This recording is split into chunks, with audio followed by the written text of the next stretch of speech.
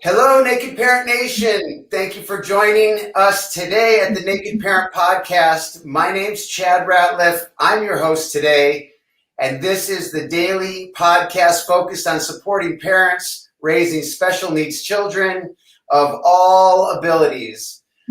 So I have a special treat for y'all today. Her name is Marie Kirk, and she's going to share her story with us today, and you're going to find out why I'm so excited to introduce her to you. She is a mom first of an amazing 22-year-old autistic lad and is trained as a nursery assistant for children with special needs. And then you'll hear her story of when her son came along and how that integrates with her training and her story today. So Marie, thank you so much for being with us. Thank you. Thank you, Chad. It's a pleasure to be here. Yeah. You shared a little bit with me before the show, but I'm excited to, share with Naked Parent Nation a bit about your journey. But can we start with when you knew something was different? What was that signal for you that maybe you were heading down a unique path with James? Okay. Thank you, Chad. I know for me, I did share with you that my brother also has an autistic son, and I was very blessed to be able to help look after him with his mum and his dad, because they had two other children that they needed to care for as well. So I had insights long before I even got pregnant with James and had the diagnosis. And it was my brother that encouraged me to go and train as a special needs nursery nurse. And I'd done that, but in the middle of that, I'd actually got pregnant, and I always knew that I was going to be a single parent. And I went through the pregnancy, and it was fraught with difficulties. So it was already in my mind that James might have special needs because of some medication that I was actually on. But when he arrived, they couldn't find. He was perfect. The first indication that I got that he was autistic was when his walking and his walking was okay, but his fine motor skills and also his talking was very lacking. And I did everything as a single parent. I had nothing else to do but look after him. And I took him to so many different places where, and as a qualified nursery nurse, I knew he should be hitting milestones. So it was then. So around about a year, I would say, I started noticing the signs, basically.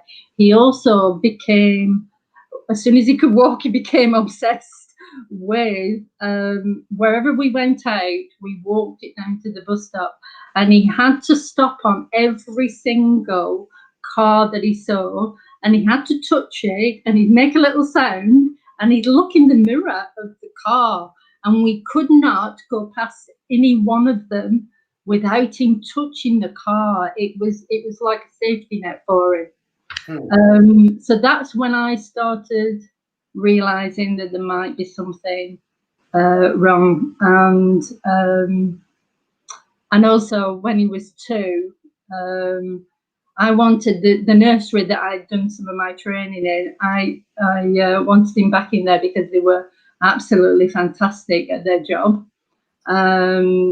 And I enrolled him, and then it was confirmed. One of my best friends at the time was the head of the nursery, and she was within weeks of him going in. As soon as you put him amongst other children, I just absolutely knew that he was different at the end of the day. So yeah. What age was that about? Well, I realised when he was between 1 and 1.5, but he was just coming up 2 when he started displaying a lot more prominent features. He wouldn't play with the other children. He wouldn't interact with them. He always wanted to sit. And I've been told, well, I learned that a lot of autistic children love Thomas the Tank Engine. And what he used to do, he used to build the train around him and put the trains, and it had to be the precise ones. And he used to sit and he used to move them all the way around, basically. And his social skills and his speech were a lot behind by then, a lot behind. So that's when the professionals started getting involved, basically, just after he was, I would say, he'd be about 24, about 25, 26 months old. The professionals started getting involved and he was assessed, basically. He was basically just under 3 when he got the full diagnosis. And what they actually put on his papers at that point was he was on the autistic spectrum and he had learning difficulties. And he had significant learning difficulties as well. So that was the beginning of it at the end of the day, I wonder how, did you ever get any strange looks from people whose cars that he would touch? Oh, yeah. I mean, once or twice, the alarms would go off. Oh, yeah. You weren't supposed to be scared, but yeah. And I must admit, when he used to do that, if I did try and move him away from the car, he'd scream the place down. So I learned pretty quickly to ignore what other people were looking at and maybe commenting even, and just do what was right for James and let him have that safety net. And I was so blessed because my brother's lad is quite a lot older than James. He was 8 years old, so I had my brother to refer back to, and I said, "Did Jonathan ever do this? And can you remember him doing that?" So I was lucky in that respect that, yeah, I had my brother to kind of lean on. But it was difficult without a shadow of a doubt, and it didn't stop. Other people's reactions has never really stopped. Even now, at the age of 22, he still gets looked at in the street if he does anything funny. And he does do a lot of funny things still. I laugh now. It's, you know, in a way it was maybe a question that was off topic, but it's really not, because we all deal with different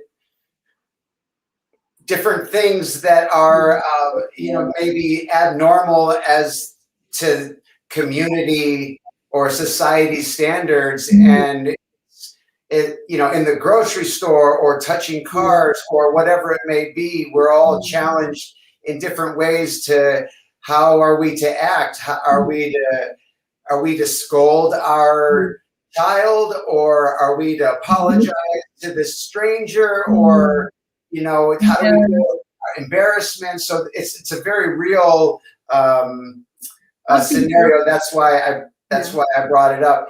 Is there anything that stands out for you that you wish you knew then that you know now? Right. Yeah, I think the biggest thing,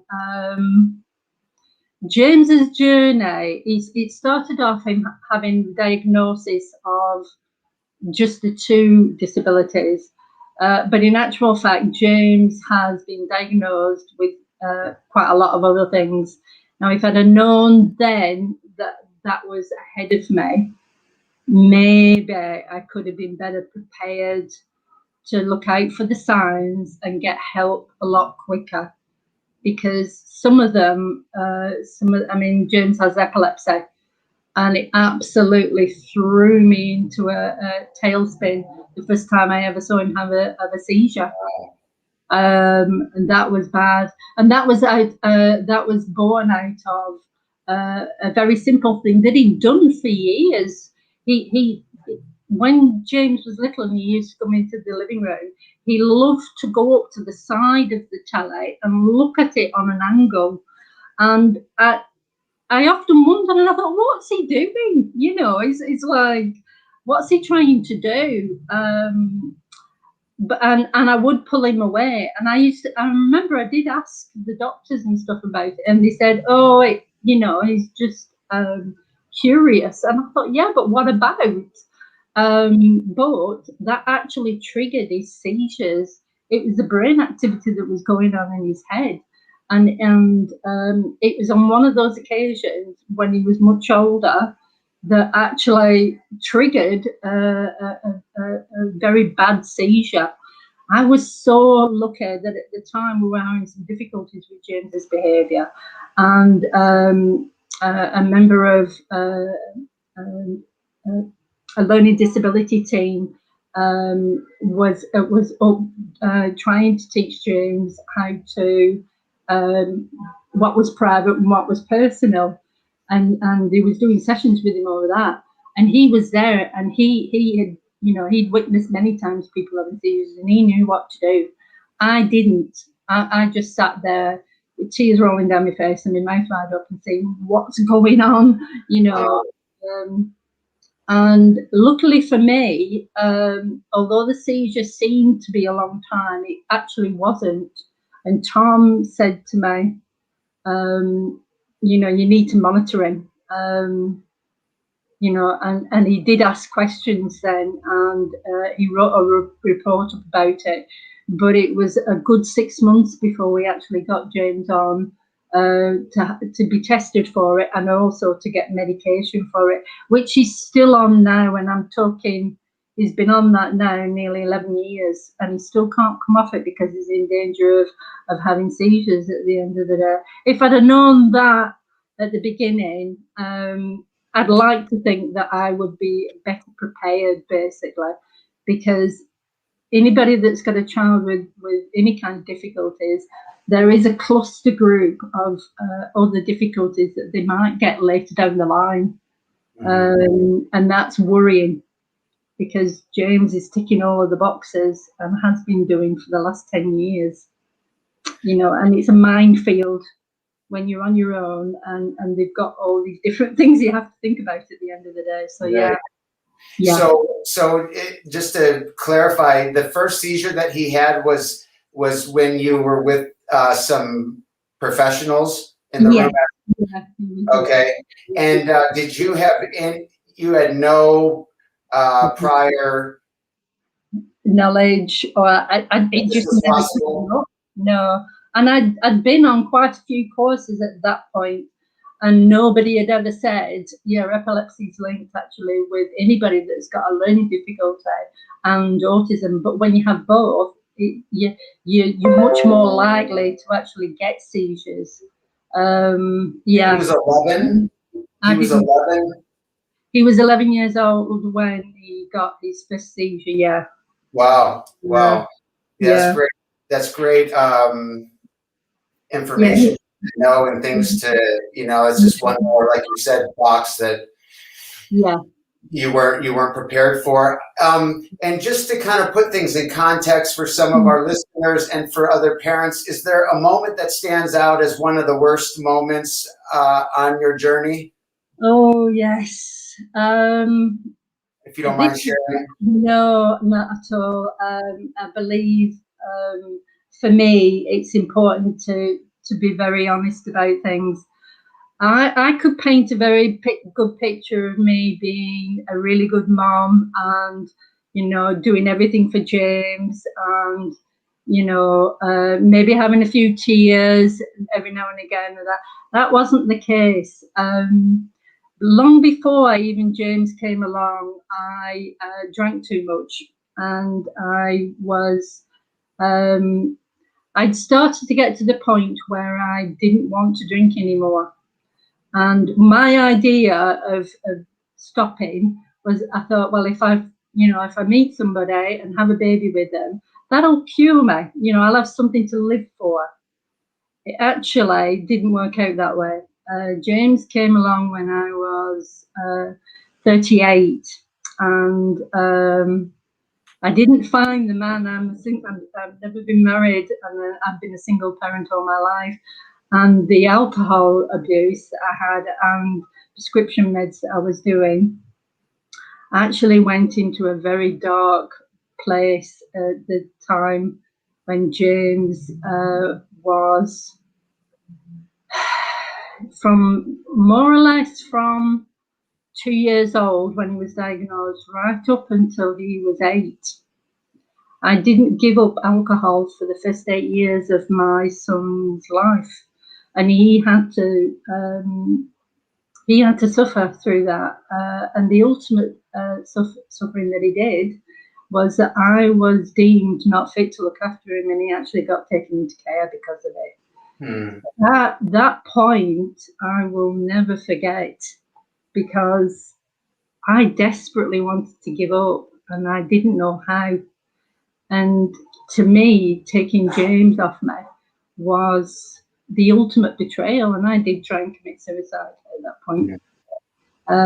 I was extremely lucky, and I say that with a lot of sincerity, because the social worker that he had at the time, she was really good. She'd suffered a lot of abuse from me because I was always demanding things, and I thought, I'm on my own, you need to do this, you need to do that.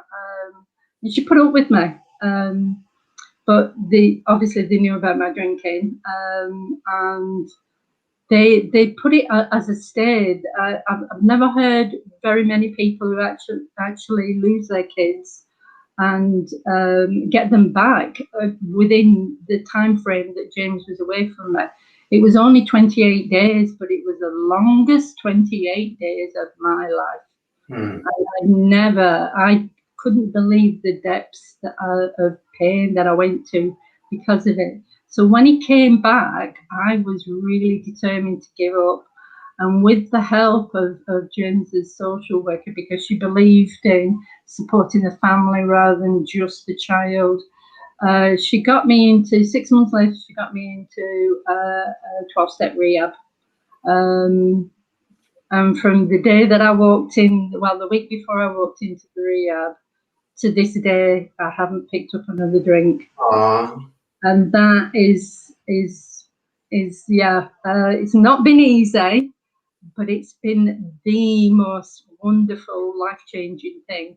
So out of real darkness came a lot of light at the end of the day. And I can say today I'm extreme. That's why I put it on my bio. I'm the mum. I am a mother of an autistic, amazing son. And I love him so much. And him and my sobriety are the most two important things in my life today. So yeah. That's so. I mean, I shed a tear. I'm so grateful that you share the honesty that you did, because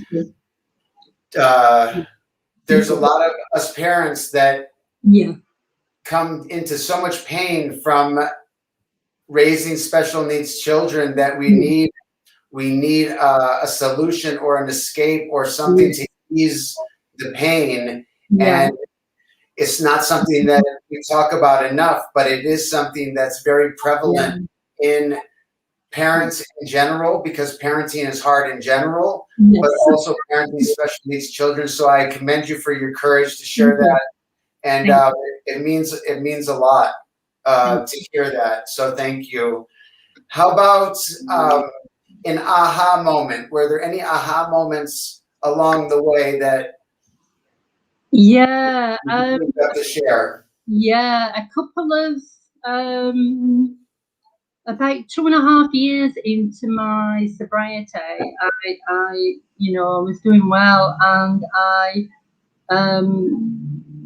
in the fellowship that I have, we have somebody that we call a sponsor, and I recently changed sponsors, and this lady was she knew my story. She knew that I was 2.5 years in, and she asked me. She just when we met her, and I asked her, and she said, yeah. She said, is there any area of your life that you want to change, Marie? we can use the 12 steps to maybe have a look at it. And while I was in the rehab, they wouldn't allow me to go anywhere near the emotional side of what what me and James had lived through. So I took the chance to do that with this new sponsor. And my goodness, talk about aha moments. That was a life changer for me, because I had to admit to myself that I hadn't fully accepted my son's diagnosis. And he was, at the time, 10 and a half years old. And it just blew me away.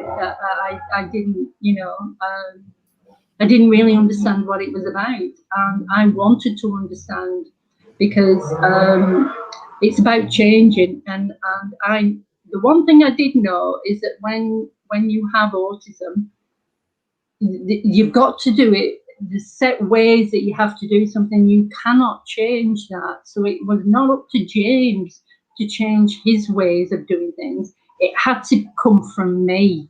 And that was a massive revelation. And it was so freeing as well. So I worked on me about what I'd been doing wrong for 6 to 12 months with my sponsor. And it was so beautiful. It was just, I don't think I'd be where I am now for what was to come as well. I grew a strength that I could see where we were going and what I needed to do for me and James, because he was part of the package at the end of the day. So yeah, a lifestyle change for me had to happen at the end of the day, because I wouldn't have been able to get through half of the things that I did. The new diagnosis, a dark period in James's time, I was able to sit there because he has depression and anxiety, and he that came about when he was quite young. He was only 13 years old when he was diagnosed with anxiety and depression, and he's had to live through that. And some of the times have been very challenging. If I hadn't done that and found out what was wrong in me, what I was doing wrong, then James probably would have been taken back into care, because I wouldn't have been able to look after him. So yeah. Thank you. That's beautiful as well. And that's also one of the challenges, is when are we, as parents, do we need to work toward fixing something? And when do we need to be accepting of what is? Yes. Very challenging, because some people are trying to fix the problem, and other people are taking the stance that there is no problem. If there is a problem, it's just us, with our expectations getting in the way. So that's, I appreciate the way that you shared that. That's so true. That is so true. That's a bad one. And I love, you shared a favorite quote of yours with us, and it says, "You are a child of the universe, no less than the trees and the stars, and you have the right to be here. And whether or not it is clear to you, no doubt the universe is unfolding as it should." And I think that that's wonderful and very in line with what we were just talking about. So thanks for sharing that with us. How about for you? What is there? How do you do at taking care of you? When I was with James, one of the foremost things was I had to stay sober at the end of the day and free from anything else. So I used to go to quite a lot of meetings, and have time away from James. I 100%, without any reservations, recommend that other people can take care of my son, because that was a big stumbling block for me. I thought I was the only one that could really take care of him, and that's not true. And James has grown so much because of that, and has experienced so many wonderful adventures with other people, basically. And so that was one thing. And part of my program is to meditate. I love anything to do with Buddhism and meditation. So I do that as well. We're taught to eat healthy and to sustain it, because I know James, I don't know about anybody else's kids, but James had ADHD as well, so he was always on the go, and you had to you had to be alert and and know and be well fed. So I've always done that for myself. I love spas. I used to do a spa once a month. I treated myself to that. And the last thing that I did, I got around other parents with children with special needs. I did a lot of work for nearly 7 years in trying to get the services for other children in Lancashire. And that was so fulfilling. Sometimes it was quite difficult. Sometimes it took a heavy toll on me emotionally. But we had quite a lot of wins, and we were able to provide, get the local government to provide a lot of good stuff, which is where I know my topic is having fun with your children. And throughout all of the years, there's been so many things, and some of them have been because of the local government have actually put money into services. Because why should our children actually suffer just because they can't access a mainstream pool? Or so I went out and I found out whatever I could about them, and other parents were the same, and we connected, we bonded because of that. And when you've got a good group of people around you, you can achieve absolutely anything that you want. It's really fantastic.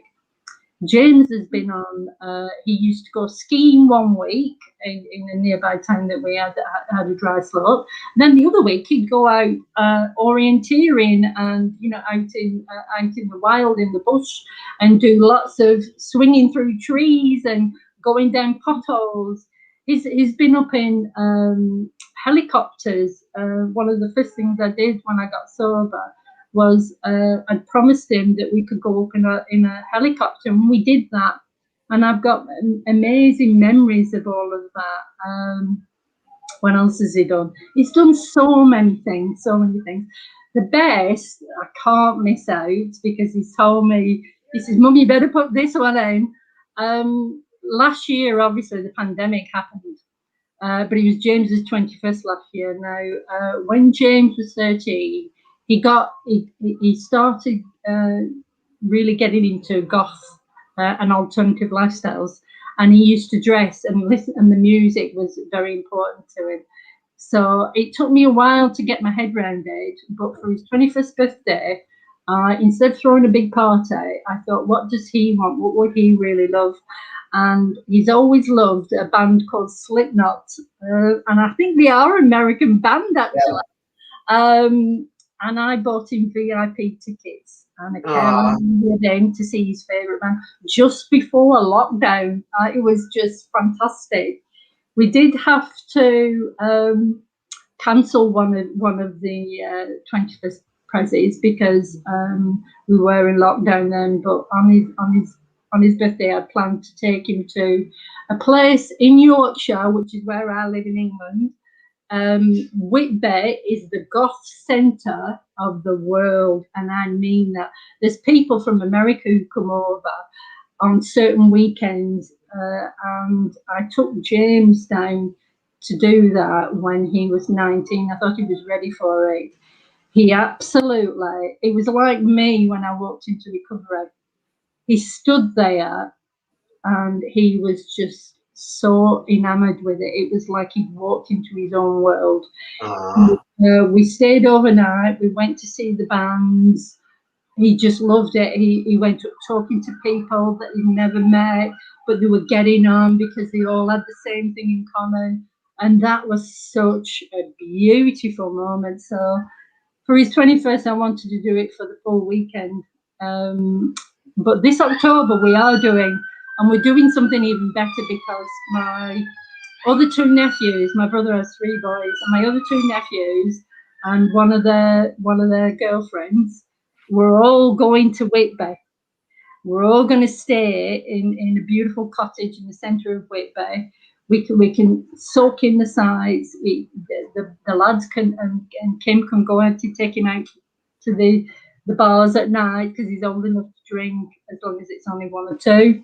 Yeah. And he's going to have the time of his life because he's Aw. so much. And that's you know, if you find out what your child really like is into, to be able to give them that and see that absolute joy on their faces is just incredible. It really is.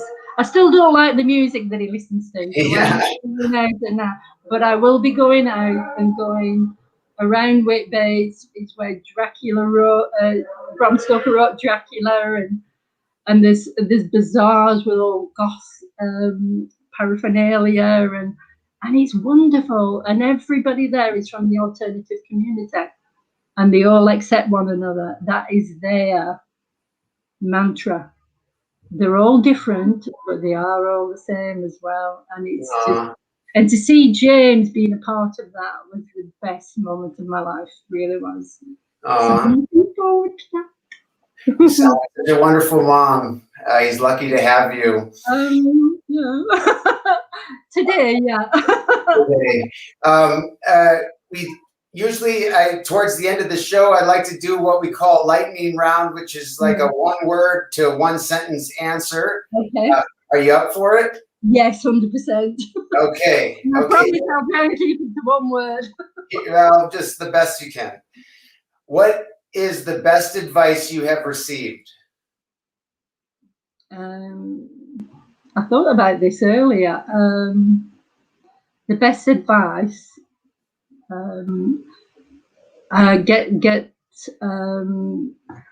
get help from wherever you can find it. Share a personal habit that contributes to your success. I listen to my son. I genuinely listen to him and what he wants. Do you have a top resource or recommendation to share with other parents? Yeah, for myself, I'd be lost without my meditation. In times of crisis, I just center myself and I breathe and I don't say anything, and then I can look at it again with fresh eyes. That seems to work. What's the next thing on your list that you want to add for your individual well-being? Oh, wow. Well, the Whitby trip is coming up. I can't wait because I enjoy that as much as James does.